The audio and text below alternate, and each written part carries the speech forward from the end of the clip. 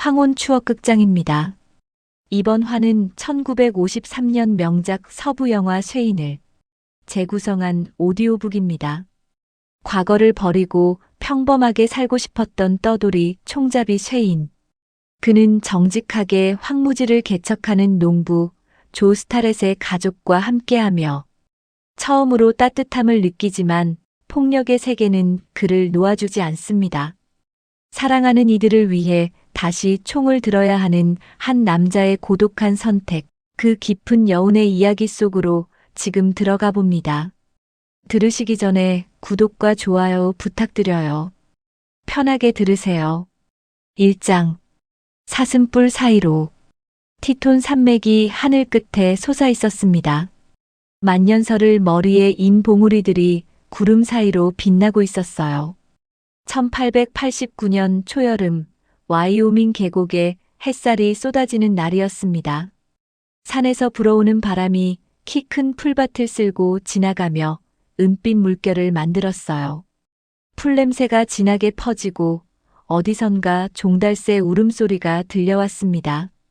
계곡 한가운데 조 스타렛의 농장이 자리 잡고 있었습니다. 통나무로 지은 농가 옆에 헛간이 서 있었고 지붕 위로 굴뚝 연기가 피어올랐어요. 마당 한쪽 텃밭에는 메리언이 정성 들여 가꾼 토마토와 감자가 자라고 있었습니다. 울타리 너머로는 옥수수밭이 펼쳐져 있었어요. 마당 한가운데에 커다란 그루터기가 박혀 있었습니다. 오래전에 베어낸 참나무의 흔적이었어요. 뿌리가 땅속 깊이 박혀 있어서 뽑아내지 못하고 있었습니다. 조가 몇 달째 끙끙대며 파고 있었지만 그루터기는 꿈쩍도 하지 않았어요. 마치 이 땅에서 절대 물러나지 않겠다는 듯이 8살 소년 조이가 텃밭 근처에서 사슴을 노려보고 있었습니다. 어깨에 장전 안 된 소총을 메고 있었어요. 아버지가 준 것이었지만 아직 총알을 넣어본 적은 없었습니다. 조이는 풀숲 사이로 보이는 사슴의 뿔에 시선을 고정했어요. 사슴이 고개를 들어 귀를 쫑긋 세웠습니다. 그때 사슴뿔 사이로 뭔가가 보였습니다. 낯선 사내가 말을 타고 다가오고 있었어요. 사슴 가죽 옷을 입은 금발의 사내였습니다. 햇빛이 사내의 머리카락을 비추었어요. 말발굽이 자갈을 밟는 소리가 점점 가까워졌습니다. 풀냄새를 실은 산바람이 사내의 옷깃을 펄럭였어요. 조이는 사슴을 잊어버렸습니다. 낯선 이가 더 신기했어요. 계곡에 외지인이 오는 일은 드물었고 더구나 저렇게 말을 잘 타는 사람은 처음이었습니다. 사내가 안장 위에 앉은 모습이 마치 말과 한 몸 같았어요. 조이는 소총을 어깨에 맨 채 농가 쪽으로 달려갔습니다. 누가 와요, 아빠? 조가 헛간 앞에서 도끼질을 하고 있었습니다. 땀에 젖은 셔츠가 등에 달라붙어 있었어요. 아들의 외침에 고개를 들어 멀리서 다가오는 사내를 바라보았습니다. 조는 도끼를 나무 그루터기에 박아두고 손으로 햇빛을 가렸어요. 목에 놔둬. 조의 목소리는 담담했지만 눈은 낯선 이를 경계하고 있었습니다. 요즘 같은 시절에 찾아오는 사람이 반가울 리 없었어요. 라이커가 보낸 사람일 수도 있었습니다. 낯선 사내가 우물 쪽으로 말을 몰았습니다. 고삐를 당겨 말을 세우더니 가볍게 안장에서 내렸어요. 가죽 장갑을 천천히 벗으며 우물가로 걸어갔습니다. 움직임이 느릿느릿했지만 어딘가 날카로운 구석이 있었어요. 마치 언제든 뛰어오를 준비가 된 산고양이 같았습니다. 사내가 우물에서 물을 떠마셨습니다. 국자로 시원한 물을 퍼서 목을 축였어요. 목이 많이 말랐던 모양이었습니다. 물을 마시는 동안에도 사내의 눈은 농가와 헛간, 그리고 조를 훑고 있었어요. 조이가 사내에게 다가갔습니다. 호기심이 두려움을 이겼어요. 사내의 허리춤에 권총이 매달려 있는 게 보였습니다. 진주 손잡이가 햇빛에 반짝였어요. 조이는 그 권총에서 눈을 뗄 수가 없었습니다. 사내가 물을 다 마시고 조이를 내려다보았습니다. 파란 눈이었어요. 깊고 고요하면서도 바닥을 알 수 없는 호수 같은 눈이었습니다. 그 눈이 조이의 어깨에 맨 소총을 보았어요. 주변을 잘 살피는구나. 나중에 큰 사람 되겠어. 사내의 목소리는 낮고 조용했습니다. 위협적이지 않았어요. 오히려 따뜻하게 들렸습니다. 조이는 칭찬을 받자 어깨가 으쓱해지며 용기를 내어 물었어요. 총 쏠 줄 알아요? 조금. 사내가 짧게 대답했습니다. 그 순간 조이가 호기심에 소총의 노리쇠를 당겼어요. 찰칵 하는 소리가 났습니다. 장전된 총이 아니었지만 그 소리는 총소리와 비슷했어요. 사내의 몸이 번개처럼 움직였습니다. 눈 깜짝할 사이에 권총이 손에 들려 있었어요. 총구가 소리가 난 방향을 향했습니다. 조이는 숨도 쉬지 못했어요. 심장이 쿵쾅거렸습니다. 마치 뱀이 먹이를 무는 것처럼 순식간이었어요. 사내가 잠시 멈추었다가 권총을 도로 허리춤에 꽂았습니다. 표정 변화가 없었어요. 마치 아무 일도 없었다는 듯이. 조이는 입을 다물지 못했습니다. 조금이라고 했잖아요. 근데 정말 빨라요. 사내가 희미하게 웃었습니다. 웃음이라기보다는 입꼬리가 살짝 올라간 정도였어요. 그 웃음에 어딘가 쓸쓸함이 묻어 있었습니다. 그때 수평선에서 먼지가 피어올랐습니다. 말 탄 무리가 다가오고 있었어요. 대여섯 명은 되어 보였습니다. 말들이 내뿜는 거친 숨소리와 가죽 안장 삐걱거리는 소리가 들려왔어요. 땅이 울리는 것 같았습니다. 조가 헛간에서 나와 조이의 소총을 받아들었습니다. 장전이 안 된 소총이었지만 조는 그것을 낯선 사내에게 겨누었어요. 눈빛이 차가워졌습니다. 당신 저 사람들하고 같이 온 거요? 사내가 고개를 저으며 손을 천천히 들어 보였습니다. 저기가 없다는 표시였어요. 아니요. 물 한 모금 얻으러 들렀을 뿐이요. 총 내려놓으면 떠나겠소. 내 의지로 떠나고 싶소. 사내의 말투가 단호했습니다.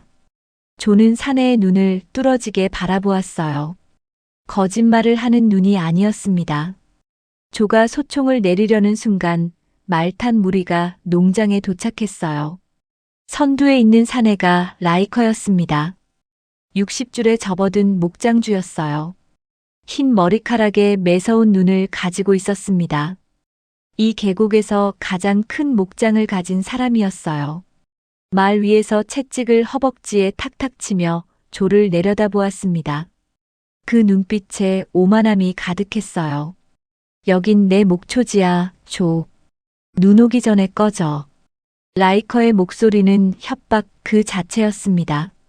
그의 뒤에 부하들이 줄지어 서 있었어요. 모두 허리춤에 총을 차고 손이 총 손잡이 근처에 가 있었습니다. 안 떠나오.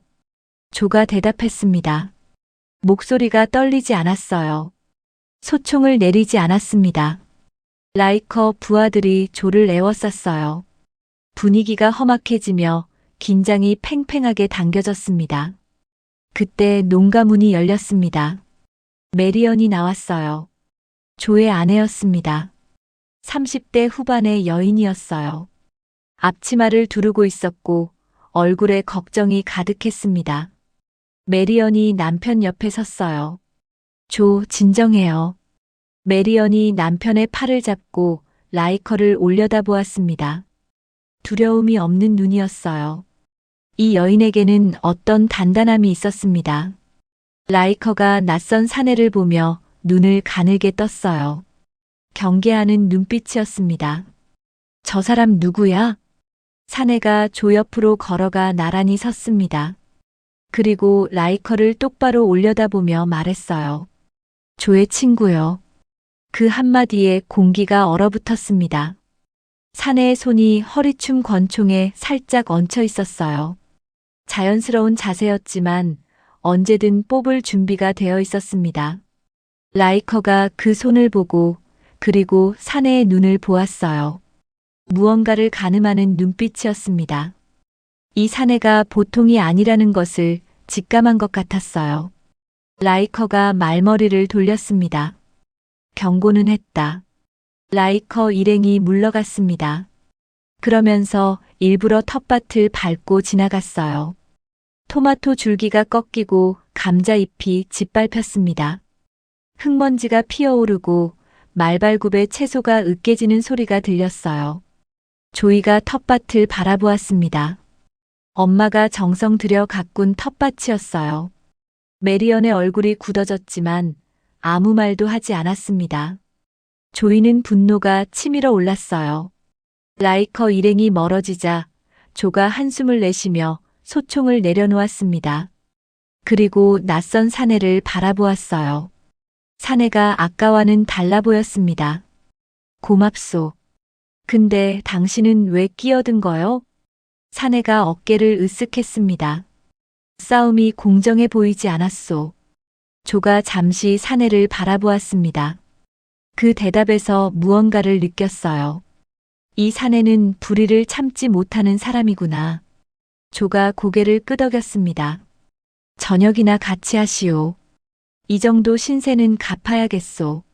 사내가 감사의 표시로 고개를 숙였습니다. 해가 서쪽으로 기울고 있었어요. 티톤 산맥의 봉우리에 주황빛이 물들기 시작하며 하늘이 붉게 타오르고 있었습니다. 2장. 깊은 그루터기. 저녁이 되자 농가 안에 등불이 켜졌습니다. 심짓하는 냄새가 은은하게 퍼지고 창문 너머로 어둠이 내려앉고 있었어요. 풀벌레 소리가 멀리서 들려왔습니다. 메리언이 찬장 앞에 서서 깊숙한 곳에서 뭔가를 꺼내고 있었습니다. 평소에는 쓰지 않는 좋은 접시였어요. 하얀 도자기에 파란 꽃무늬가 그려져 있었습니다. 결혼할 때 어머니에게 받은 것으로 특별한 날에만 꺼내는 접시였어요. 메리언은 접시를 식탁에 놓고 포크를 3개 꺼냈다가 잠시 멈추었습니다. 손님이 왔으니 4개가 필요했어요. 여분의 포크를 하나 더 꺼내는데 왜인지 손이 조금 떨렸습니다. 조가 식탁으로 오다가 아내를 보았습니다. 메리언이 평소와 달랐어요. 머리를 빗어 넘겼고 앞치마도 깨끗한 것으로 갈아입었습니다. 볼에 홍조가 돌았어요. 오늘 참 차려입었네. 좋은 접시, 여분의 포크. 조가 포크를 손가락으로 튕기며 말했습니다. 농담이었지만 그 농담 속에 뭔가가 섞여 있었어요. 메리언은 남편의 눈빛을 피했습니다. 볼이 살짝 더 붉어지며 메리언이 대답했어요. 아무것도 아니에요. 손님이 왔으니까. 메리언은 스튜 냄비를 식탁으로 옮겼습니다. 냄비에서 김이 모락모락 피어올랐어요. 고기와 감자, 당근이 들어간 스튜였습니다. 구수한 냄새가 퍼졌어요. 오랜만에 제대로 된 저녁 식사였습니다. 낯선 사내가 문 앞에 서서 들어와도 되는지 망설이고 있었습니다. 문지방 안쪽으로 발을 들이지 않고 있었어요. 조가 손짓했습니다. 들어오시오. 편하게 앉으시오. 사내가 모자를 벗고 들어왔습니다. 금발 머리카락이 등불빛에 반짝였어요. 식탁 앞에 앉자 조이가 그 옆에 앉으려고 달려왔습니다. 사내 가까이 앉고 싶었어요. 저녁 식사가 시작되었습니다. 메리언이 스튜를 덜어주었어요. 사내의 접시에 먼저 담았습니다. 자신도 모르게 그렇게 했어요. 사내가 고개를 숙여 감사를 표했습니다. 식사 중에 사내는 말이 없었습니다. 조용히 먹기만 하는 예의 바른 태도였어요. 하지만 메리언은 자꾸 사내를 흘깃거렸습니다. 자기도 모르게 시선이 갔어요. 사내의 손, 옆 얼굴, 파란 눈. 왜 이렇게 신경이 쓰이는지 메리언 자신도 알 수 없었습니다. 스튜를 거의 다 먹었을 때 사내가 입을 열었습니다. 정말 훌륭한 저녁이었습니다. 스타렛 부인. 메리언이 사내의 눈을 마주 보았습니다. 잠깐이었어요. 깊은 파란 눈이었습니다. 눈이 마주치자 메리언이 먼저 시선을 피했어요. 가슴이 두근거렸습니다. 고개를 숙이며 빈 접시를 치웠어요. 그때 바람이 불어 문이 덜컹거렸습니다. 사내의 몸이 번개처럼 반응했습니다. 권총이 손에 들려 있었고 총구가 문을 향했어요. 조이가 놀라서 벽에 등을 붙였습니다. 메리언도 숨을 멈추었어요. 식탁 위에 등불이 흔들렸습니다. 사내가 문을 확인하고는 권총을 도로 집어넣으며 사과했습니다. 버릇이 되어서 죄송합니다. 사내의 목소리가 담담했지만 어딘가 쓸쓸하게 들렸어요. 그 버릇이 어떤 삶에서 온 것인지 짐작할 수 있었습니다. 늘 누군가를 경계하며 살아온 삶. 언제 총알이 날아올지 모르는 삶. 조가 포크를 내려놓고 창밖을 바라보며 말했습니다. 여길 떠나는 건 관 속에 실려나갈 때뿐이요. 쏴 죽여서 들고 나가야 할 거야. 조의 목소리에 결기가 서려 있었습니다. 땅에 대한 신념이 느껴졌어요. 이 땅을 일구기 위해 얼마나 많은 땀을 흘렸는지, 얼마나 많은 밤을 뜬 눈으로 지새웠는지. 조는 이 땅을 절대 포기할 생각이 없었습니다.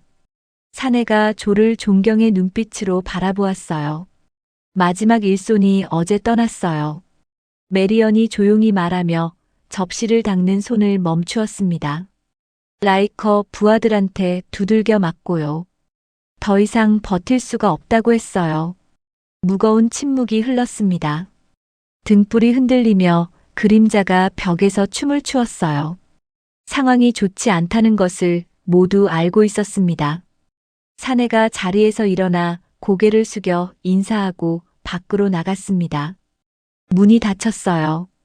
잠시 후 밖에서 도끼질하는 소리가 들렸습니다. 퍽, 퍽, 둔탁한 소리가 밤 공기를 갈랐어요. 조가 창문으로 다가가 밖을 내다보았습니다. 눈이 커졌어요. 사내가 마당 한가운데 있는 그루터기를 파고 있었습니다. 조가 몇 달째 끙끙대던 바로 그 그루터기였어요. 사내는 도끼를 내리쳐 뿌리를 자르고 있었습니다. 힘이 실린 도끼질이었어요. 땀이 흘렀지만 사내는 멈추지 않았습니다. 조가 밖으로 나가 사내 옆에 섰습니다. 말없이 쇠지렛대를 들었어요. 사내가 뿌리를 자르면 조가 틈새에 지렛대를 박아 넣었습니다. 둘이 번갈아 움직였어요. 말이 필요 없었습니다. 밤이 깊어갔습니다. 달이 떠올라 두 사람의 등을 비추었어요. 땀이 흐르고 숨이 가빠졌습니다. 팔이 저려왔지만 아무도 멈추지 않았어요. 때론 제 땀과 근육 말곤 방법이 없죠. 사내가 도끼를 내리치며 말했습니다. 조가 고개를 끄덕였어요. 두 사람 사이에 무언가가 싹트고 있었습니다. 우정이라고 부를 수 있는 것. 함께 땀 흘리며 일하는 사람들 사이에 생기는 유대감이었어요. 동이틀 무렵이었습니다. 하늘이 회색에서 분홍색으로 물들기 시작했어요. 새들이 지저귀기 시작하고 티톤 산맥의 봉우리가 황금빛으로 빛났습니다. 마침내 그루터기가 흔들렸습니다. 둘이 함께 온몸의 힘을 실어 밀었어요. 으드득 뿌리가 끊어지는 소리가 났습니다. 그루터기가 옆으로 넘어지며 땅이 울렸어요. 조와 사내가 나란히 서서 쓰러진 그루터기를 바라보았습니다. 숨을 몰아쉬었어요. 땀이 얼굴을 타고 흘렀습니다. 하지만 두 사람 모두 웃고 있었어요. 밤새 함께 일한 보람이 있었습니다. 조가 사내의 어깨를 두드렸습니다. 여기 남아서 일손이 되어주지 않겠소? 품삯은 많지 않지만 먹을 것과 잘 곳은 보장하겠소. 사내가 잠시 생각하다가 고개를 끄덕였습니다. 부모님이 원하신다면 있겠소. 조이가 농가문을 열고 뛰어나왔습니다. 밤새 창문으로 지켜보느라 잠을 자지 못했어요. 두 사람이 그루터기를 뽑는 모습을 내내 지켜보았습니다. 아침 햇살이 조이의 얼굴을 비추었어요. 아저씨, 여기 있어 줄 거예요? 조이가 사내에게 달려가며 눈을 반짝였습니다. 기대에 가득 찬 눈이었어요. 총 쏘는 거 가르쳐줘요. 사내가 조이를 내려다보며 고개를 저었습니다. 총은 나중에. 조이가 실망한 표정을 지었지만 이내 얼굴이 밝아졌어요. 아저씨가 여기 남는다는 것만으로도 충분했습니다. 나중에 꼭 배우겠다고 속으로 다짐했어요. 사내가 헛간으로 들어가 집더미 위에 앉았습니다. 건초 냄새가 코끝을 간지렸어요. 닭장에서 닭 울음소리가 들려왔습니다. 헛간 안은 어둑했지만 문틈으로 아침 햇살이 스며들었어요. 사내는 허리춤에서 권총집을 풀었습니다. 진주 손잡이가 달린 권총이었어요. 햇살에 손잡이가 반짝였습니다. 사내는 그것을 한동안 바라보며 손가락으로 손잡이를 천천히 쓰다듬었어요. 이 총과 함께 보낸 세월이 떠올랐습니다. 그리고 권총집을 집더미 밑에 밀어 넣었습니다. 깊숙이 보이지 않는 곳까지 총을 묻어버리듯이, 과거를 묻어버리듯이. 사내는 빈 허리춤을 손으로 만져보았습니다. 가벼웠어요.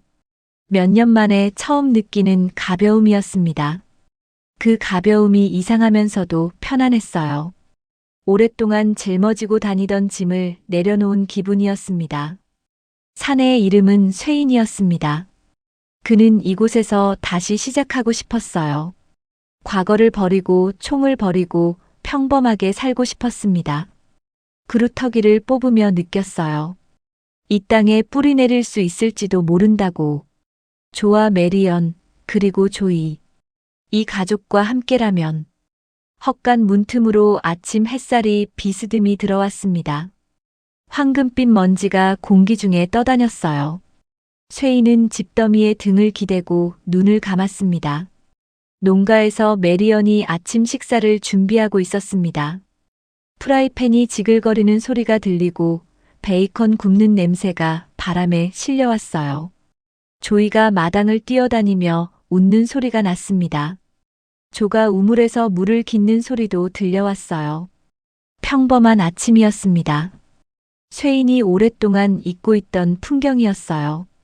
가정의 온기, 일상의 소리들. 그가 한 번도 가져보지 못한 것들이었습니다. 쇠인은 이 평범함 속에 머물고 싶었습니다.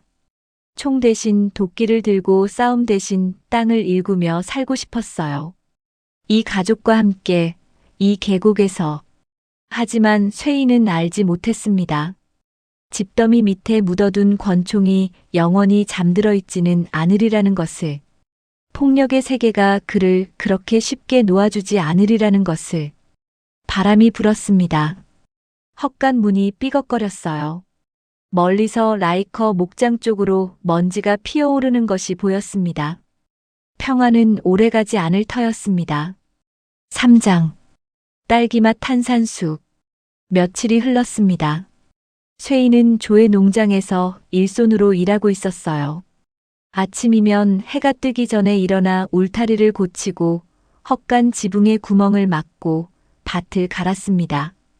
총 대신 도끼와 망치를 들었어요. 손에 굳은 살이 박히기 시작했습니다.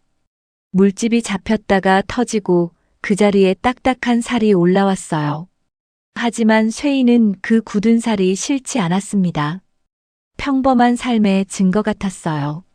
총을 쥐던 손이 삽을 쥐는 손으로 바뀌어가고 있었습니다. 어느 날 아침이었습니다. 쇠인이 헛간에서 말에게 여물을 주고 있을 때 마당에서 소란이 일었어요. 누군가 말을 타고 급히 달려오는 소리가 들렸습니다. 어니 라이트가 조의 농장으로 찾아왔습니다. 계곡에서 조 다음으로 오래 버틴 농부였어요. 그런데 오늘 어니의 모습이 평소와 달랐습니다.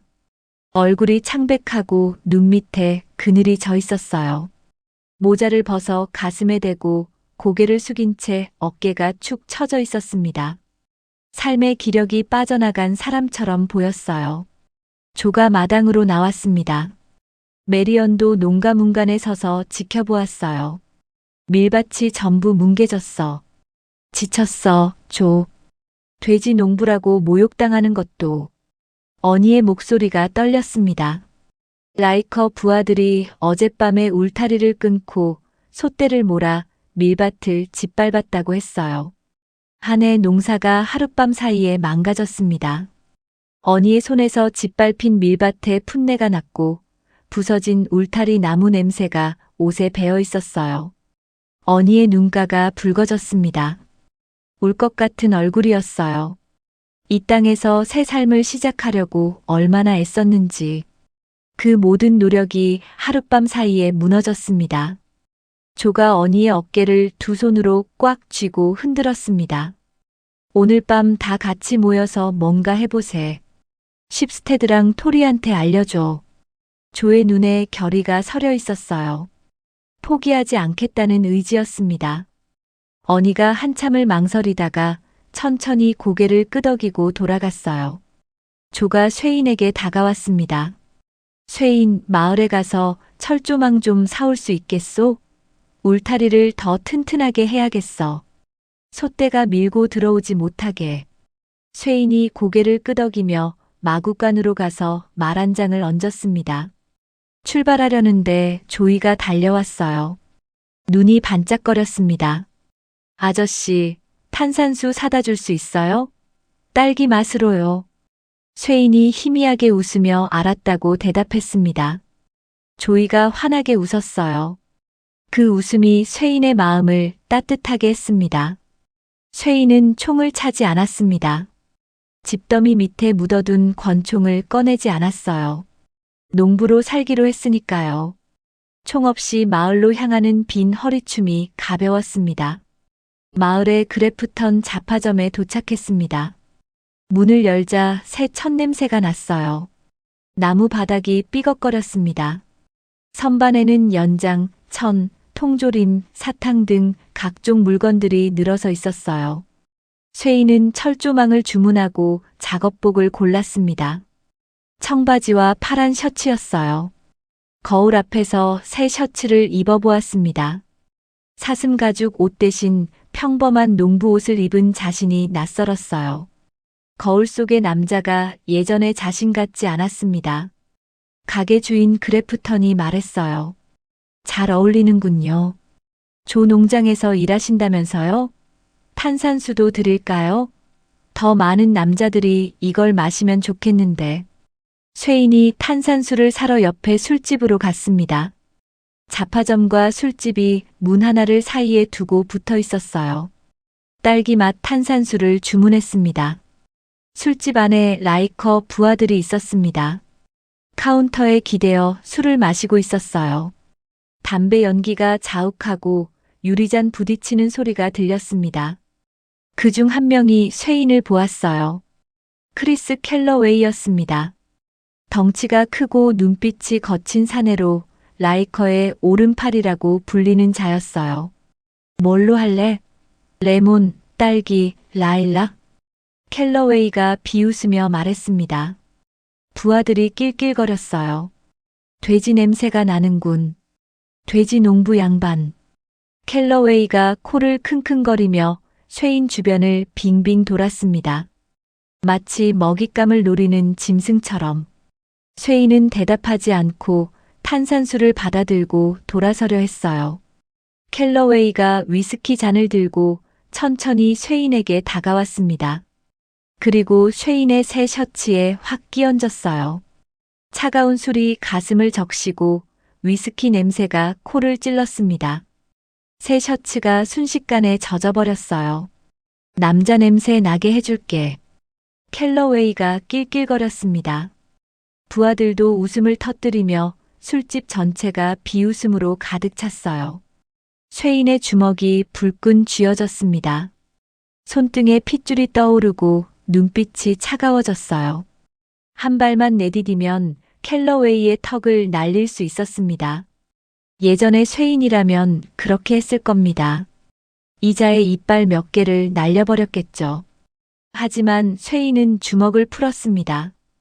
천천히 손가락을 펴며 깊은 숨을 내쉬었어요.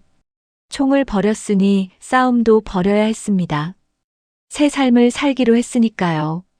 젖은 셔츠를 손으로 훑으며 문 쪽으로 걸어갔습니다. 등 뒤로 비웃음 소리가 들렸어요. 온몸이 굴욕으로 뜨거웠지만 발걸음을 멈추지 않았습니다. 탄산수 들고 꺼져. 다시는 오지 마.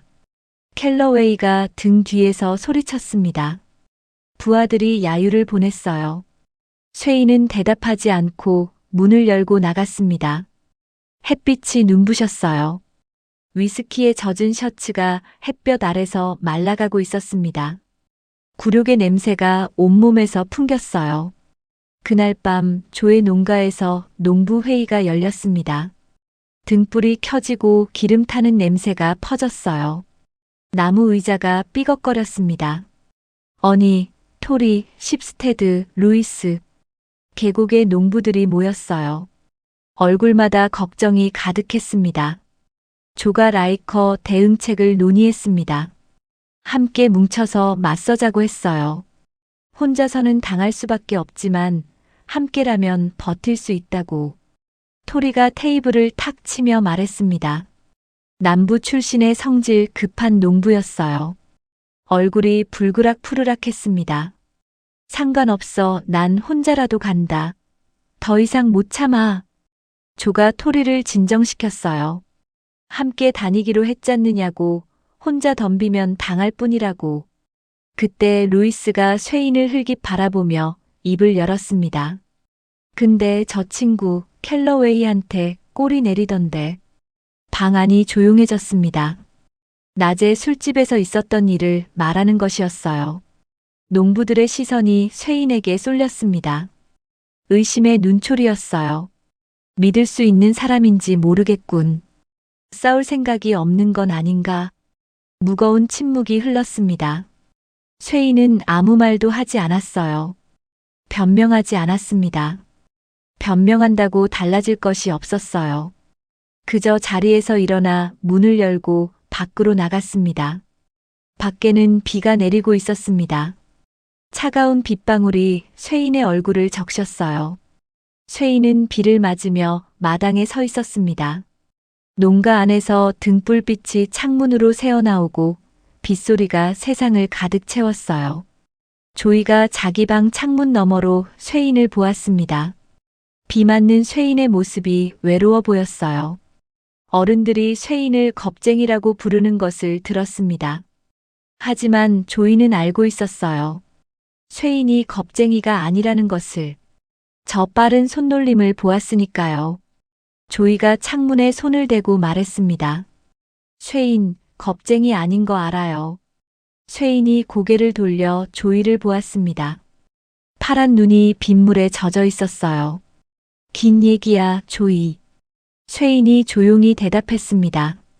왜 참았는지, 왜 싸우지 않았는지 설명하려면 너무 긴 이야기를 해야 했어요. 총과 폭력으로 점철된 자신의 과거를, 그리고 그 과거에서 벗어나고 싶은 마음을. 그때 메리언이 조이 옆으로 왔습니다. 창가에 서서 빗속에 서 있는 쇠인을 바라보았어요. 그의 모습이 쓸쓸해 보였습니다. 싸우지 않는 그 마음 알아요. 메리언의 목소리가 부드러웠습니다. 쇠인이 고개를 끄덕였어요. 세 사람 사이로 빗소리만 흘렀습니다. 말이 필요 없는 순간이었어요. 메리언이 조이를 재우러 갔습니다. 조이의 방은 따뜻했어요. 담요의 양모 냄새가 나고 촛불이 흔들리며 벽에 그림자를 만들었습니다. 바람 소리가 창문을 흔들었어요.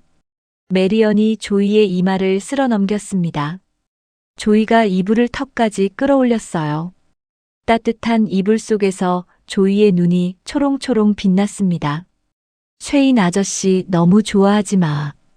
메리언이 조용히 말했습니다. 목소리가 약간 떨렸어요. 조이가 눈을 크게 뜨며 물었습니다. 왜요? 언젠가 떠날 사람이야. 그때 내가 상처받을까봐. 조이가 아무 말 없이 메리언을 바라보았습니다. 어린 눈이었지만 뭔가를 느끼는 것 같았어요. 엄마의 말에 다른 의미가 있다는 것을. 메리언이 촛불을 껐습니다. 어둠이 내려앉았어요. 메리언은 창가로 걸어가 커튼을 살짝 젖히고 헛간 쪽을 바라보았습니다. 빗속에서 쇠인이 헛간으로 들어가는 모습이 희미하게 보였어요. 메리언의 손가락이 커튼을 만지작거렸습니다. 가슴이 답답했어요. 방금 아들에게 한 말이 자신에게도 해당된다는 것을 알았습니다. 쇠인을 너무 좋아하지 마. 언젠가 떠날 사람이야. 그 말은 아들에게만 한 것이 아니었어요. 자기 자신에게도 하는 말이었습니다. 어둠 속에서 메리언의 눈이 젖어 반짝였습니다. 사장. 다가오는 위험. 7월 4일 전날 토요일이 밝았습니다. 아침 햇살이 계곡을 비추고 하늘이 맑았어요. 농부들이 독립기념일 축제 물품을 사러 단체로 마을에 가기로 했습니다. 함께 다니면 힘이 된다고 조가 말했어요. 라이커 부하들도 여럿이 모이면 함부로 덤비지 못할 테니까요. 조가 마당에서 마차에 말을 묶고 있었습니다. 마차 바퀴가 삐걱거렸어요. 조이가 마차에 올라타며 제잘거렸습니다. 축제에서 뭘 살지 벌써부터 신이 났어요. 농가 문이 열리고 메리언이 나왔습니다. 평소와 달랐어요. 파란 치마를 입고 있었습니다. 찬장 깊숙이 넣어두었던 예쁜 옷이었어요. 머리도 단정하게 빗어 올렸고 볼에 홍조가 돌았습니다. 아침 햇살이 메리언의 얼굴을 비추었어요. 조가 아내를 보고 멈칫했습니다. 눈이 커졌어요. 아내가 이렇게 차려입은 것이 오랜만이었습니다. 결혼한 남자가 배워야 할 건 여자 기다리는 거야. 하지만 기다릴 만한 가치가 있지. 조가 미소 지으며 말했습니다. 칭찬이었어요. 메리언이 살짝 웃었습니다. 마차 묶는 시간에 준비 못할 줄 알았어요? 농부 가족들이 마차를 타고 마을로 향했습니다. 먼지가 피어올랐어요. 쇠인도 함께 갔습니다. 말을 타고 마차 옆을 따라갔어요. 메리언이 마차에서 쇠인을 흘깃 보았습니다. 쇠인도 메리언을 보았어요.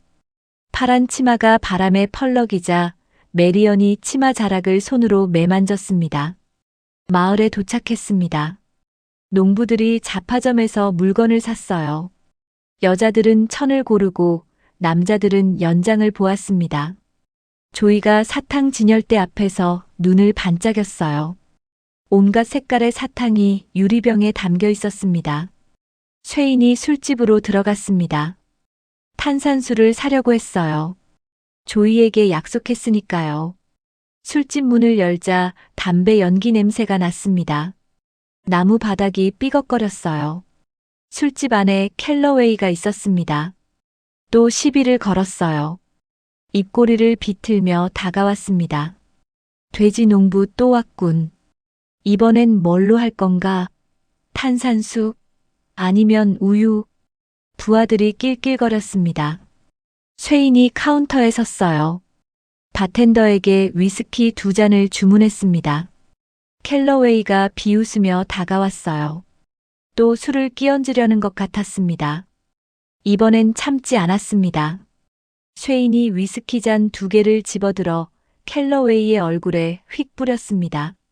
술이 켈러웨이의 눈에 들어갔어요. 켈러웨이가 눈을 감고 비틀거리며 비명을 질렀습니다.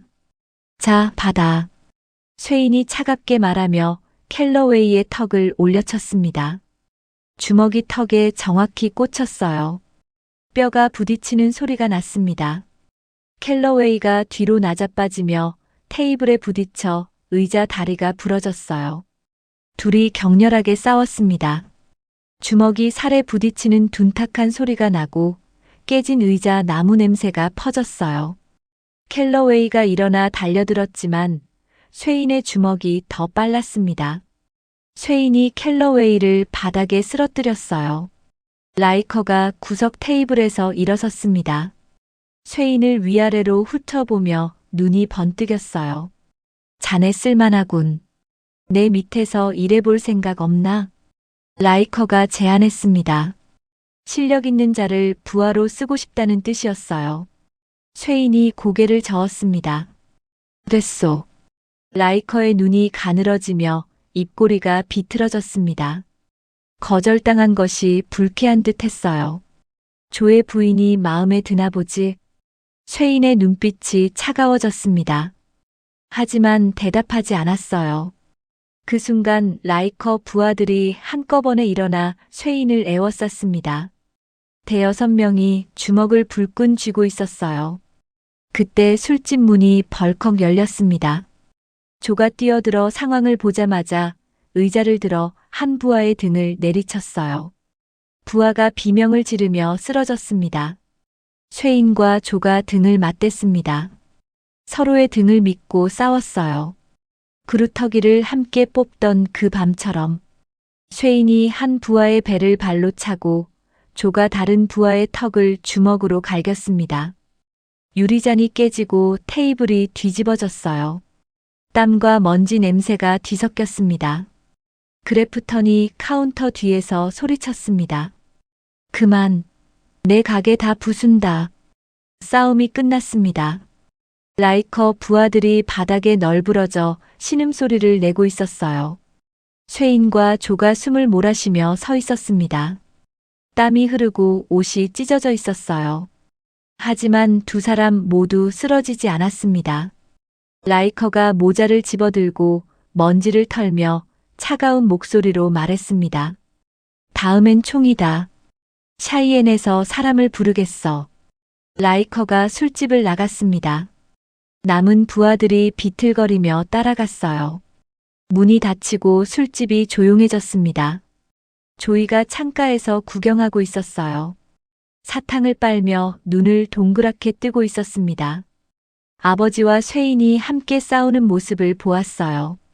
마치 영웅 같았습니다. 조이의 가슴이 뛰었어요. 그날 밤 조의 농가로 돌아왔습니다.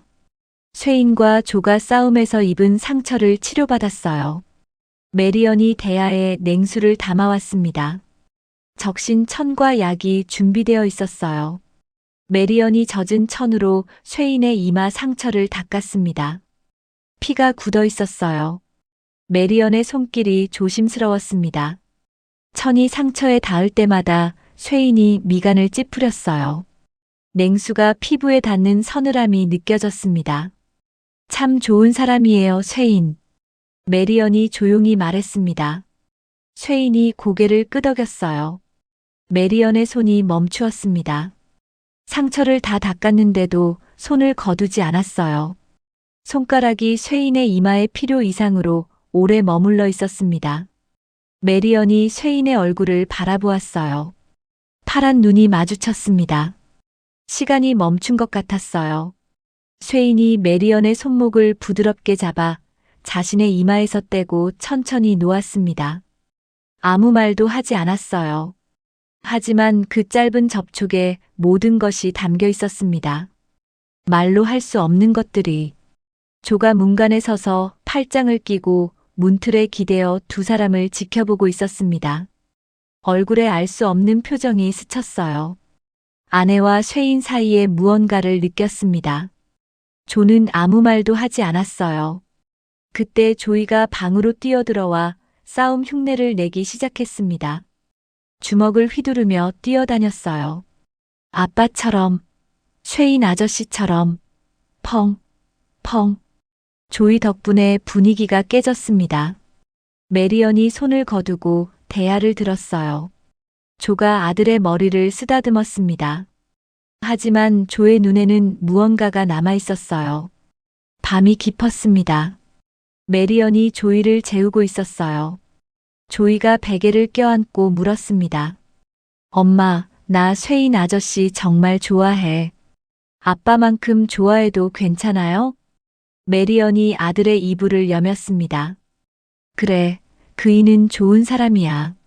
조이가 천진하게 물었어요. 엄마도 쇠인 아저씨 좋아해요? 메리언의 손이 멈추었습니다. 창밖을 바라보았어요. 헛간 쪽에 희미한 불빛이 보였습니다. 쇠인이 있는 곳이었어요. 메리언의 손가락이 커튼을 만지작거렸습니다. 나도 좋아해, 조이. 메리언이 조용히 대답했습니다. 그 말에는 여러 겹의 의미가 담겨 있었어요. 조이는 어린 눈으로 엄마의 복잡한 표정을 보았습니다. 뭔가를 느꼈지만 아직 이해하기에는 어렸어요. 메리언이 남편 조를 생각했습니다. 한숨이 나왔어요. 가슴이 답답했습니다. 자신의 마음을 알면서도 어쩔 수 없었어요. 쇠인에게 끌리는 마음을, 그리고 남편에 대한 미안함을. 창밖으로 달이 떠 있었습니다. 헛간 지붕 위로 은빛 달빛이 쏟아지고 있었어요. 메리언은 오랫동안 그 풍경을 바라보았습니다. 멀리서 라이커 목장 쪽으로 말발굽 소리가 들렸습니다. 샤이엔에서 누군가가 오고 있었어요. 검은 옷을 입은 사내가. 말 위에 느릿느릿 앉아있는 그림자가 달빛 아래 보였습니다. 그 사내의 이름은 잭 윌슨이었어요. 폭풍이 다가오고 있었습니다. 5장. 검은 옷의 사내.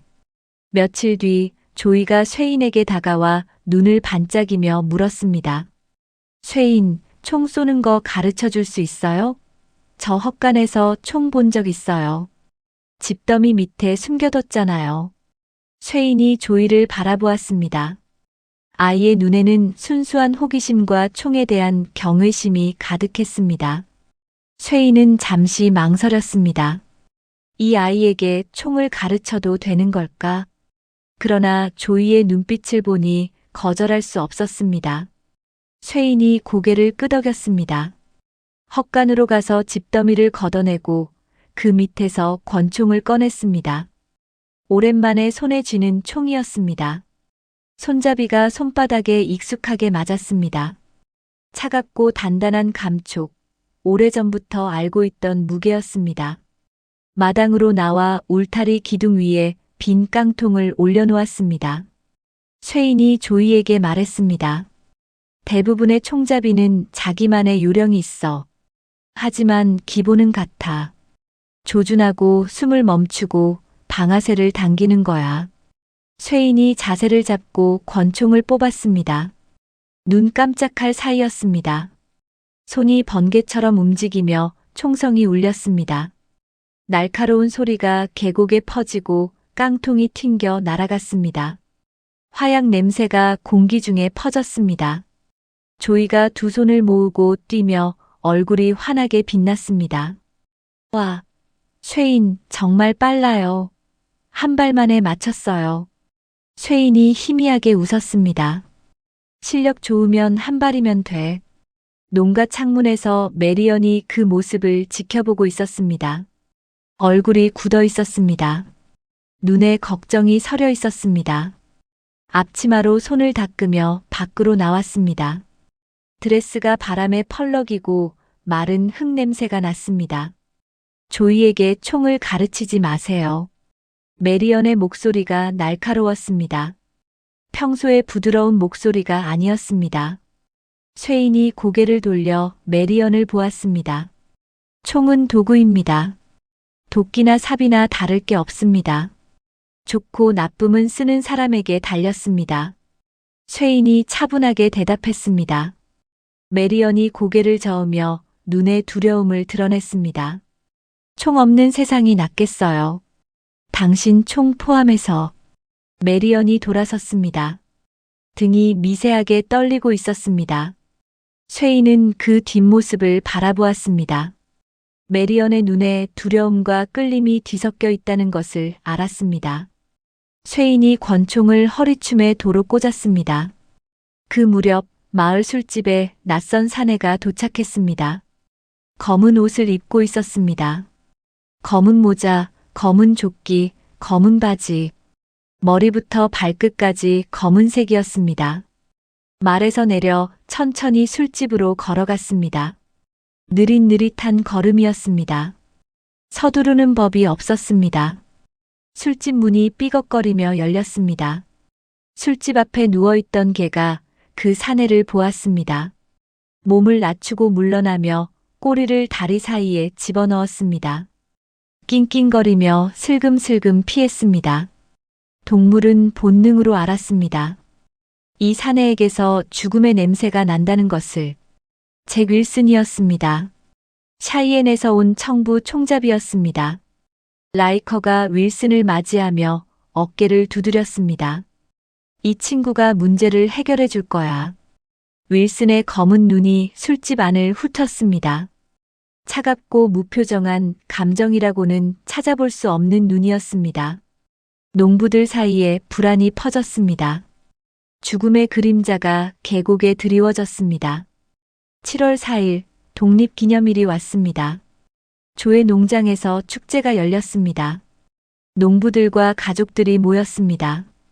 어니, 토리, 십스테드, 루이스 모두가 함께했습니다.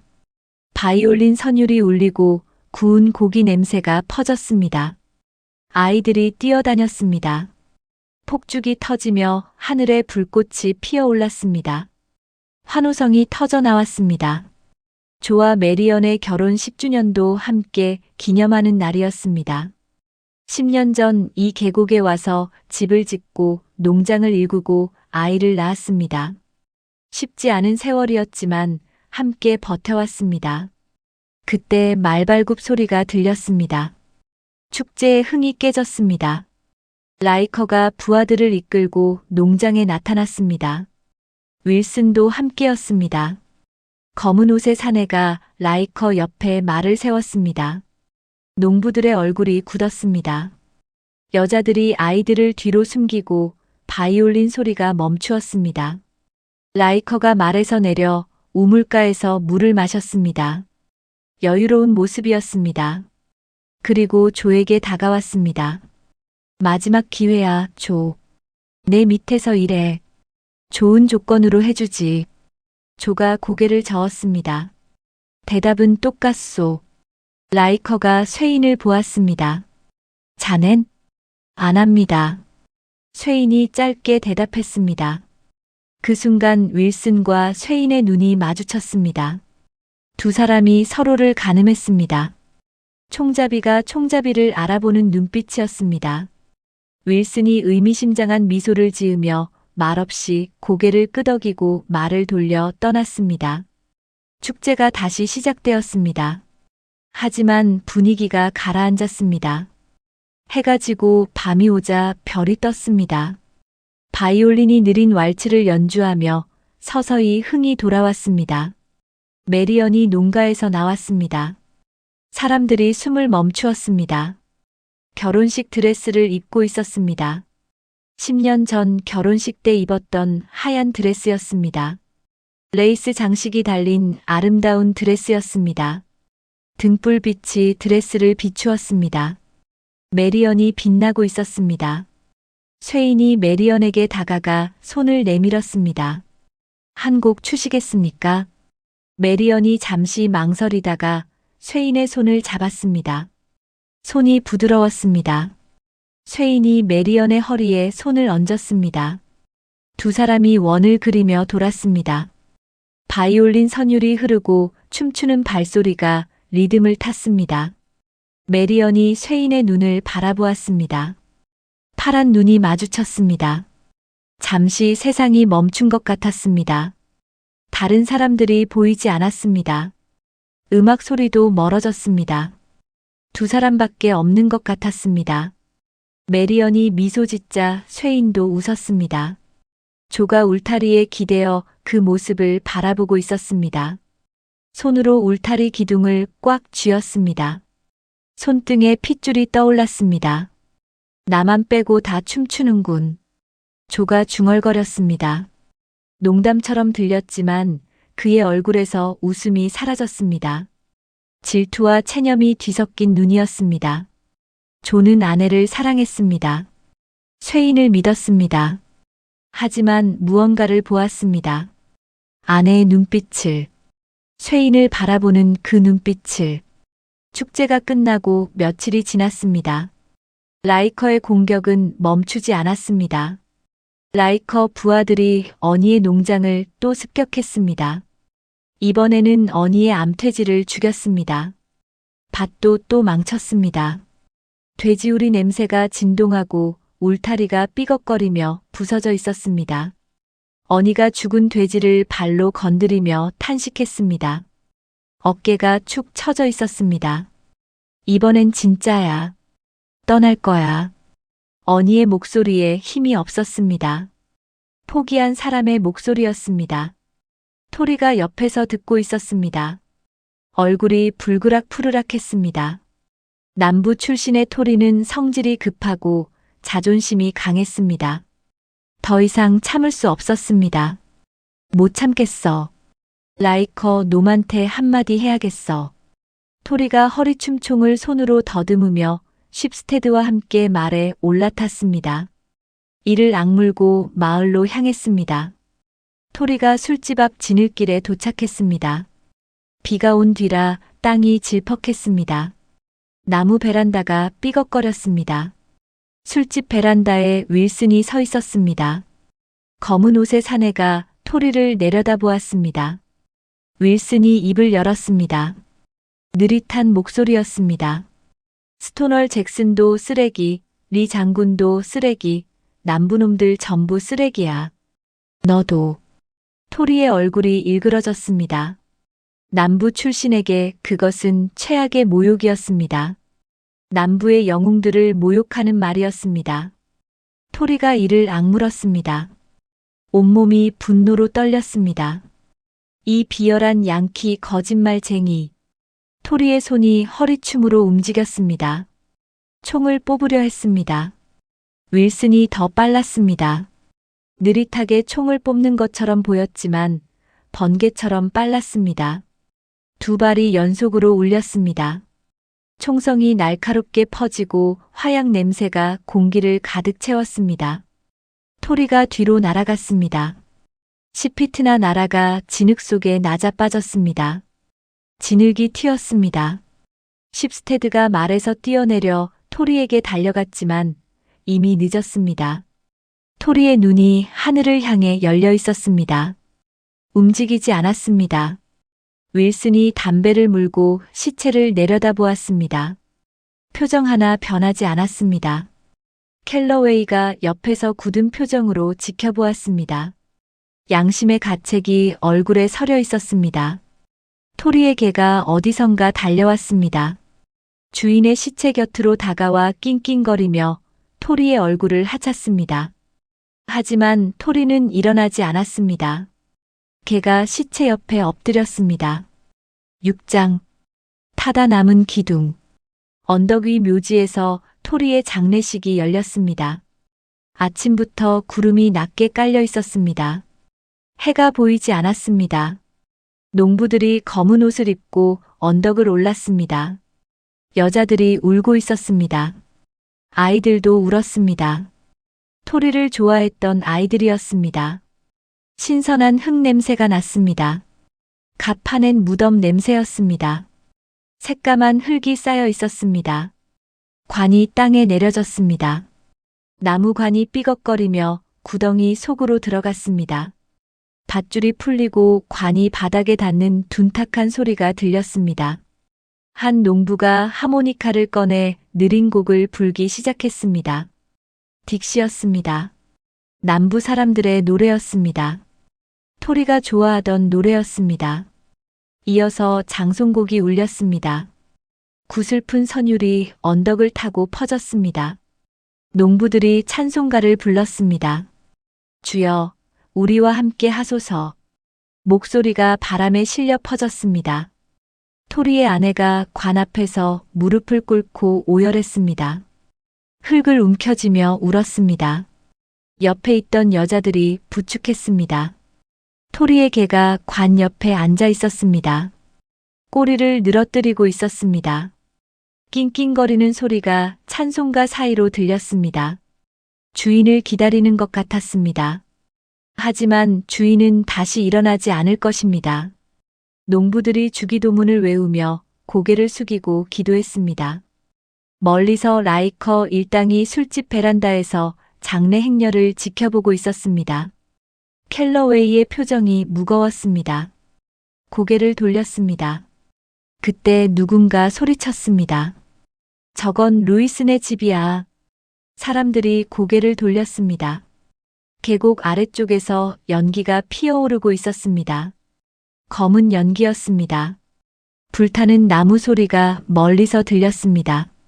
라이커 부하들이 루이스 농가에 불을 지른 것이었습니다. 장례식 중에 농부들이 달려갔습니다. 언덕을 내려가 루이스 농가로 향했습니다. 양동이에 물을 담아 불길에 끼얹었습니다. 불타는 나무 냄새가 코를 찔렀습니다. 연기가 눈을 따갑게 했습니다. 아이들이 울었습니다. 루이스가 타다 남은 벽을 손으로 쳤습니다. 울분이 가득한 얼굴이었습니다. 손에서 피가 났지만 신경 쓰지 않았습니다. 불이 꺼지고 나서 농부들이 모였습니다. 탄 나무 냄새가 진동했습니다. 그을린 기둥만 남아 있었습니다. 집이 있던 자리였습니다.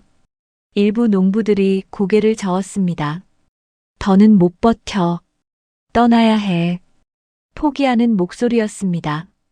농부들 사이에 동요가 퍼졌습니다. 두려움이 번졌습니다. 조가 타다 남은 기둥 옆에 섰습니다. 그을린 기둥을 손으로 잡았습니다. 검댕이 손에 묻었습니다. 조가 농부들을 바라보며 입을 열었습니다. 토리는 용감한 사람이었소. 그를 욕되게 하지 맙시다. 조의 목소리가 단단했습니다. 농부들이 고개를 들었습니다. 여긴 농사짓는 땅이요. 가족을 키울 땅이요. 마을도 교회도 학교도 세울 수 있소. 조가 농부들을 둘러보았습니다. 눈에 결의가 서려 있었습니다. 라이커가 뭔데 우리를 쫓아내? 놈은 소를 키우고 싶고 우린 가족을 키우고 싶소. 아이들을 바르게 강하게 키우고 싶소. 조의 목소리가 계곡에 울렸습니다. 농부들의 얼굴에 결의가 되살아났습니다. 고개를 끄덕이고 주먹을 쥐었습니다. 조의 농장으로 라이커 부하 셋이 찾아왔습니다. 말 위에서 쪽지를 던졌습니다. 먼지가 일었습니다. 라이커가 얘기하자는군. 합의점을 찾잖아. 조가 쪽지를 주워 읽었습니다. 표정이 굳었습니다. 메리언이 조의 팔을 잡았습니다. 이건 그들의 덫이에요, 여보. 까면 안 돼요. 메리언의 목소리가 떨렸습니다. 얼굴이 창백했습니다. 조가 아내를 바라보았습니다. 알아. 그래도 누군가는 가야 해. 조가 총을 챙겼습니다. 메리언의 얼굴이 더 창백해지며 입술을 깨물었습니다. 밤이 되었습니다. 서늘한 바람이 불고 말 울음소리가 들렸습니다. 농장에 말발굽 소리가 울렸습니다. 누군가 찾아왔습니다. 쇠인이 헛간에서 나왔습니다. 달빛 아래 말을 탄 사내가 보였습니다. 켈러웨이였습니다. 켈러웨이가 말에서 내려 쇠인에게 다가왔습니다. 주변을 살피며 조용히 말했습니다. 술집에 가면 죽어. 윌슨이 기다리고 있어. 함정이야. 쇠인이 물었습니다. 왜 알려주는 거지? 켈러웨이가 고개를 숙이며 잠시 침묵했습니다. 더는 못하겠어. 토리가 죽는 거 봤어. 지늘게 쓰러지는 거 봤어. 그냥 더는 못하겠어. 떠날 거야. 켈러웨이의 목소리에 후회가 묻어 있었습니다. 쇠인이 켈러웨이의 손을 잡아 악수했습니다. 고맙소, 켈러웨이. 켈러웨이가 말을 타고 떠났습니다. 어둠 속으로 사라졌습니다. 쇠인이 그 뒷모습을 바라보다가 헛간으로 들어갔습니다. 집더미를 걷어내고 그 밑에 있던 것들을 꺼냈습니다. 권총, 그리고 사슴 가죽 옷, 총잡이의 옷이었습니다. 쇠인이 농부의 셔츠를 벗었습니다. 파란 셔츠를 벗어 집더미 위에 놓았습니다. 사슴 가죽 옷을 입고 권총을 허리에 찼습니다. 거울이 없어도 알 수 있었습니다. 예전에 쇠인이 돌아왔다는 것을.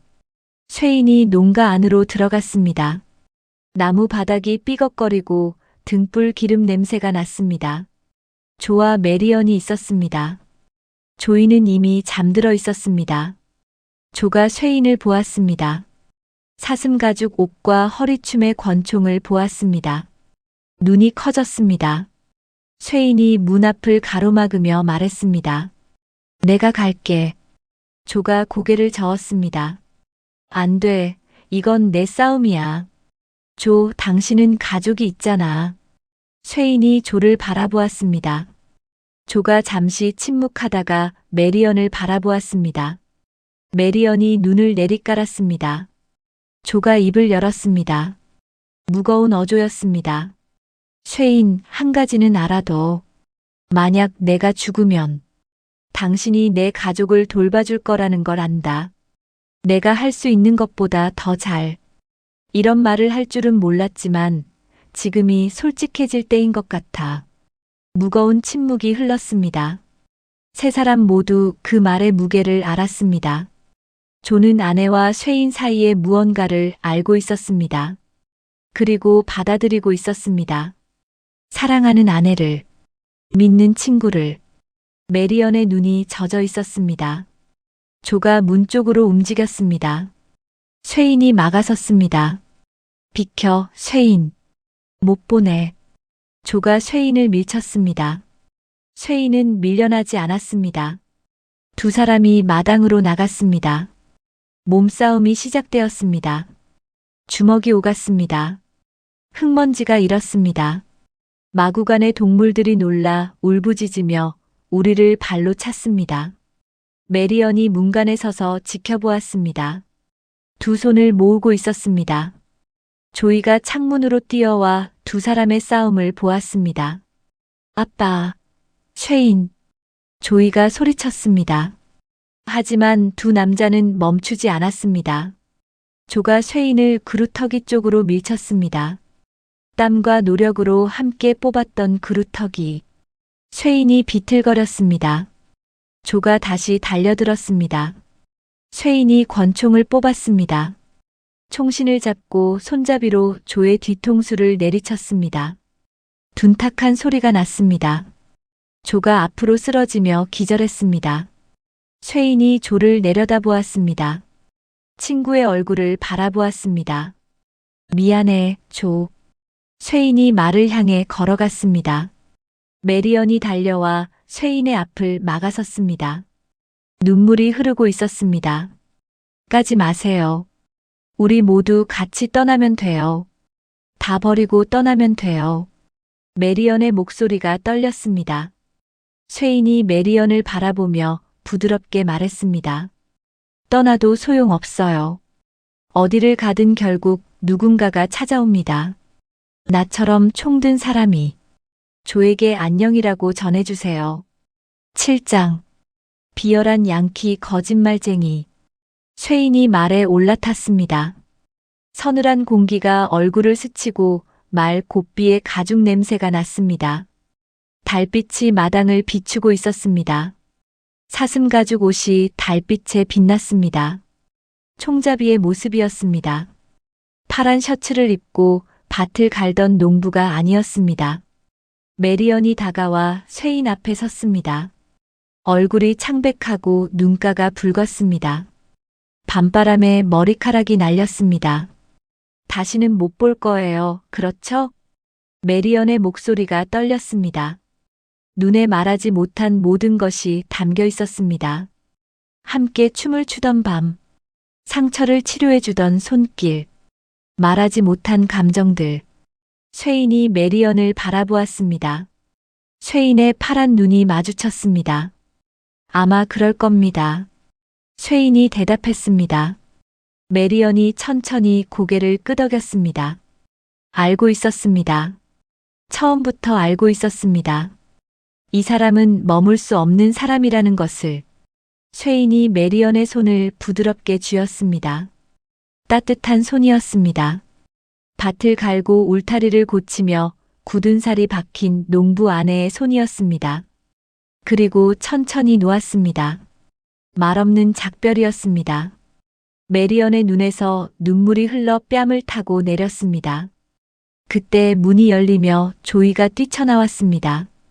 잠옷바람의 맨발이었습니다. 싫어, 쇠인. 안 돼. 이대로 떠나면 당신을 미워할 거예요. 조이가 소리쳤습니다. 얼굴이 눈물범벅이었습니다. 코가 빨갛게 부어 있었습니다. 쇠인이 조이를 내려다보았습니다. 조이, 돌아가. 싫어요. 가지 마요. 조이가 쇠인의 다리를 두 팔로 꽉 껴안았습니다. 쇠인이 조이의 손을 부드럽게 떼어냈습니다. 조이의 얼굴을 한번 보고 말고삐를 돌렸습니다. 쇠인이 마른 순식간에 어둠 속으로 달려갔습니다. 빠른 말발굽 소리가 밤 공기를 갈랐습니다. 메리언이 문간에 서서 그 뒷모습을 바라보며 손으로 입을 가렸습니다. 어깨가 떨렸습니다. 조이는 울면서 쇠인을 쫓아 달렸습니다. 조이는 숨을 헐떡이며 달렸습니다.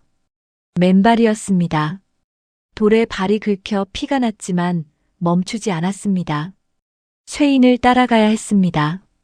말발굽이 자갈을 차는 소리가 점점 멀어졌습니다. 차가운 밤바람이 얼굴을 때리고 눈물이 바람에 말랐습니다. 다리가 아프고 숨이 차올랐습니다. 마을이 보였습니다. 술집에 불이 켜져 있었습니다. 창문 사이로 노란 빛이 새어나왔습니다. 쇠인의 말이 술집 앞에 묶여 있었습니다. 말이 코를 벌렁거리며 조이를 바라보았습니다. 조이가 돌담 뒤에 몸을 숨기고 숨을 골랐습니다. 심장이 터질 것 같았습니다. 가슴이 아팠습니다. 술집 스윙도어 밑으로 안을 엿보았습니다. 담배 연기 냄새가 났습니다. 바닥에 나무가 삐걱거리고 술 냄새가 코를 찔렀습니다. 쇠인이 술집에 들어섰습니다. 스윙도어를 밀고 들어가자 문이 삐걱거렸습니다. 등불이 흔들리며 그림자가 벽에서 춤을 추었습니다. 담배 연기가 공기 중에 떠다녔습니다. 라이커가 테이블 한쪽에 앉아 위스키 잔을 앞에 두고 있었습니다. 백발이 등불빛에 비쳤습니다. 윌슨이 반대편 카운터에서 커피를 마시고 있었습니다. 검은 옷의 사내가 천천히 몸을 일으키며 커피잔을 카운터에 내려놓았습니다. 찰그락 소리가 났습니다. 라이커가 자리에서 일어나 쇠인을 바라보았습니다. 조건이 뭐요? 쇠인이 물었습니다. 라이커가 코웃음을 쳤습니다. 조하고 얘기하려 했어. 내가 아니라. 쇠인이 윌슨을 향해 돌아섰습니다. 두 사람이 마주보았습니다. 긴장된 정적이 흘렀습니다. 등불빛이 흔들리고 그림자가 길게 늘어졌습니다. 잭 윌슨이군. 소문 들었소. 쇠인이 말했습니다. 윌슨이 빙긋 웃었습니다. 차가운 미소였습니다. 나도 내 얘기 들었어. 윌슨이 대답했습니다. 쇠인이 한 발 다가섰습니다. 부츠가 나무 바닥을 밟으며 삐걱 소리가 났습니다. 비열한 양키 거짓말쟁이라고 들었지. 토리가 했던 말이었습니다. 진흙 속에 쓰러진 토리. 윌슨의 총에 맞고 숨진 토리. 그의 복수를 쇠인이 대신하고 있었습니다. 윌슨의 눈이 가늘어졌습니다. 미소가 사라지고 얼굴이 굳어졌습니다. 그럼 증명해. 술집 안 사람들이 슬금슬금 밖으로 빠져나갔습니다. 테이블 뒤로 숨는 사람도 있었습니다. 술잔이 쓰러졌습니다. 누구도 총잡이들 사이에 끼고 싶지 않았습니다. 쇠인이 카운터에서 몸을 떼고 똑바로 섰습니다. 윌슨도 자세를 잡았습니다. 두 사람이 마주보았습니다. 정적이 흘렀습니다. 시간이 멈춘 것 같았습니다. 등불이 타닥 소리를 내며 심지가 타고 연기가 피어올랐습니다. 아무도 숨을 쉬지 않았습니다. 윌슨이 먼저 움직였습니다. 손이 허리춤으로 갔습니다. 빠른 손이었습니다. 샤이엔에서 온 최고의 총잡이였습니다. 그러나 쇠인의 손이 훨씬 빨랐습니다. 번개처럼 뽑힌 쇠인의 권총이 불을 뿜었습니다. 연이은 총성이 울리고 화약 냄새와 연기가 퍼졌습니다. 윌슨이 가슴을 움켜쥐었습니다. 눈이 크게 떠졌습니다. 믿을 수 없다는 표정이었습니다. 자신보다 빠른 총잡이가 있다는 것을. 윌슨이 뒤로 쓰러지며 바닥에 쿵 소리가 났습니다. 커피잔이 깨졌습니다. 라이커가 총을 뽑았습니다. 쇠인이 몸을 왼쪽으로 돌리며 방아쇠를 당겼습니다. 총성이 울렸습니다. 라이커가 가슴을 잡으며 테이블을 붙잡으려 했지만 쓰러졌습니다. 위스키 병이 쏟아지며 바닥에 술이 퍼졌습니다. 그때 조이가 보았습니다. 발코니 위에 누군가 있었습니다. 모건이었습니다. 라이커의 형제였습니다. 소총을 겨누고 있었습니다. 쉐인의 등을 향해. 쉐인, 위야. 조이가 소리쳤습니다. 스윙도어 밑에서 손가락으로 발코니를 가리키며 목이 터져라 외쳤습니다. 쉐인이 몸을 낮추며 위를 향해 총을 쏘았습니다. 동시에 모건의 소총이 불을 뿜었습니다. 총성이 울렸습니다. 두 발이 거의 동시에. 모건이 난간을 부수며 아래로 떨어져 박제된 부엉이 옆에 쓰러졌습니다. 나무 난간 부서지는 소리가 요란하고 연기가 자욱하게 퍼졌습니다. 쉐인이 왼쪽 옆구리를 손으로 눌렀습니다. 손가락 사이로 피가 스며 나왔습니다. 모건의 총에 맞은 것이었습니다. 얼굴을 찡그리며 이를 악물었습니다. 쉐인이 술집 밖으로 나왔습니다.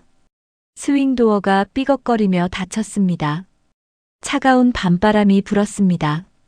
화약 냄새가 옷에 배어 있었습니다. 말이 코를 벌렁거렸습니다. 조이가 쉐인에게 달려갔습니다. 쉐인의 옆구리에서 피가 번지는 것을 보았습니다. 사슴 가죽 옷이 빨갛게 물들고 있었습니다. 쉐인, 피나요. 많이 다쳤어요. 조이가 쉐인의 다리에 매달렸습니다. 쉐인이 손을 옆구리에서 뗐습니다. 손바닥에 검붉은 피가 묻어 있었습니다. 괜찮아, 조이.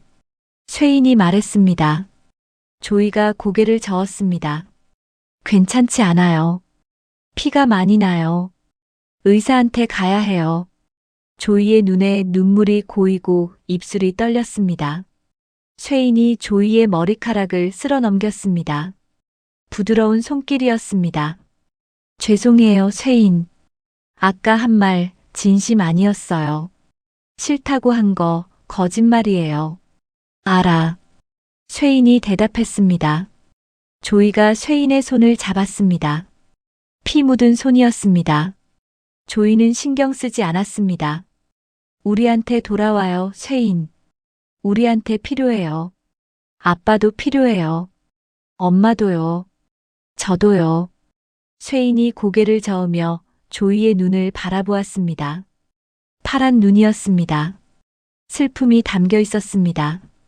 조이, 사람을 죽이면 그걸로 끝이야.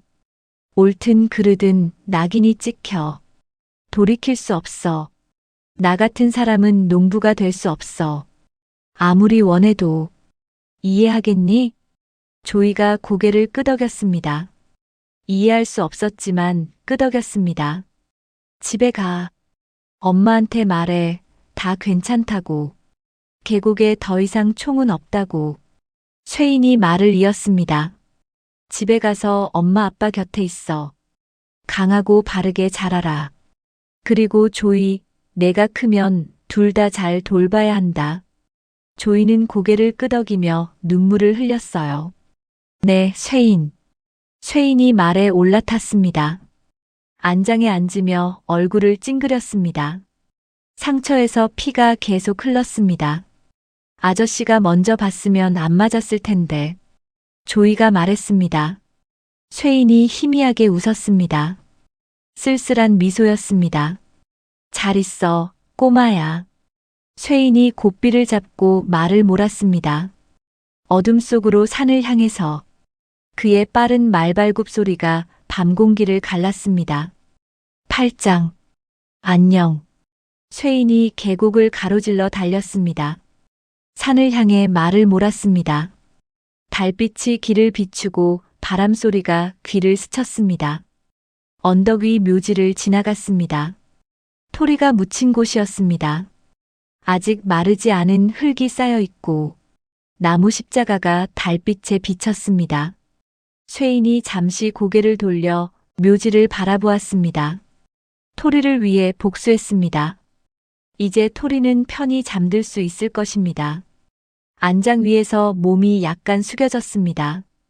피가 사슴 가죽 옷을 적시고 말 한 장에도 묻었습니다. 하지만 쇠인은 이들을 위해 떠나야 했습니다. 조이가 저 멀리에서 계속 쇠인을 쫓아 달려왔습니다.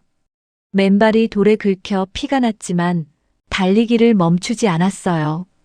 쇠인을 향해 두 손을 모아 외쳤습니다. 아빠한테 할 일이 아직 많이 있어요. 돌아와요. 조이의 외침이 계곡에 울렸습니다. 그리고 엄마도 아저씨를 좋아해요. 나도 알아요. 조이가 다시 외쳤습니다. 목이 아프고 눈물이 흘렀습니다. 하지만 쇠인의 말은 멈추지 않았습니다. 쇠인 아저씨, 제발 돌아와요. 조이의 외침이 밤하늘에 울렸습니다. 메아리가 산 사이로 퍼졌다가 사라졌습니다. 대답은 없었습니다. 말발굽 소리만 점점 작아졌습니다. 쇠인의 모습이 산 능선 너머로 희미해졌습니다. 그리고 이내 어둠 속으로 사라졌습니다. 조이가 멈춰 섰습니다. 더 이상 달릴 수 없었습니다. 무릎을 꿇고 숨을 헐떡였습니다.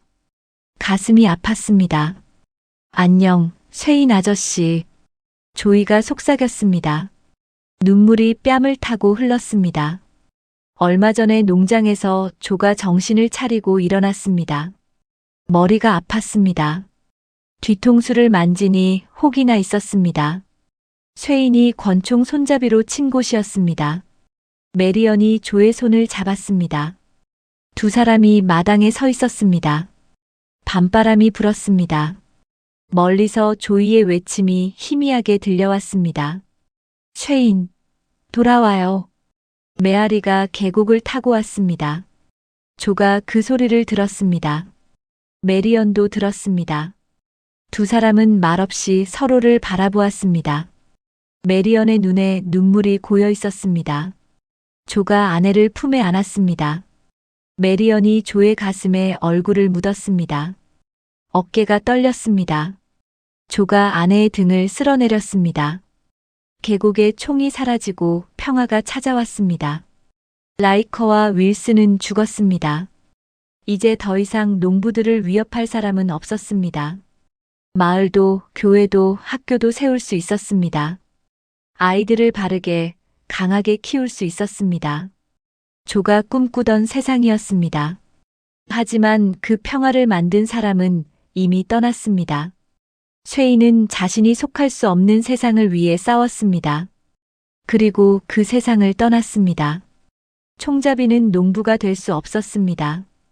티톤 산맥이 밤하늘에 솟아 있었습니다. 별이 빛났습니다. 쇠인이 어디로 갔는지 아무도 몰랐습니다. 살았는지 죽었는지도. 조이는 쇠인이 남긴 말을 되새겼어요. 강하고 바르게 자라라. 엄마 아빠를 잘 돌봐라. 둘 다. 그 말을 평생 기억할 것입니다. 언젠가 자신의 아이에게도 이야기할 것입니다. 옛날에 쇠인이라는 총잡이가 있었다고. 우리 계곡에 평화를 가져다 준 사람이라고. 파란 눈을 가진 사슴 가죽 옷의 총잡이였다고. 계곡에 다시 고요함이 내려앉았습니다. 멀리서 올빼미가 울고 풀벌레가 노래했습니다. 총잡이 쇠인은 떠났지만 그가 남긴 평화는 계곡에 남았습니다.